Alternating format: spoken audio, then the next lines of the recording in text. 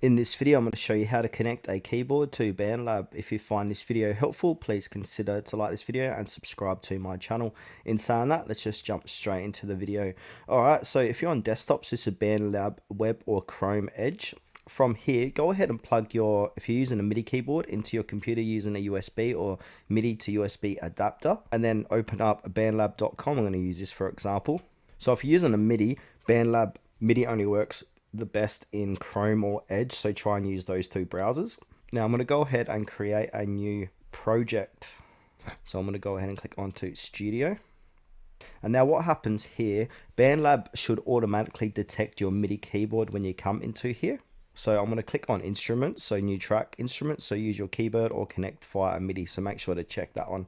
So now, yeah, BandLab should automatically detect your MIDI keyboard. If it doesn't, just go ahead and take your MIDI out of USB adapter and then re-plug it in. Then from there, simply choose an instrument, piano, synth, drums, etc. and start playing. Now, there are some tips for this as well. So always install drivers for your MIDI keyboard if required. In BandLab settings, check input device if your keyboard isn't recognized. And now if you use a mobile, keep your keyboard powered. Some need an external adapter, not just USB power.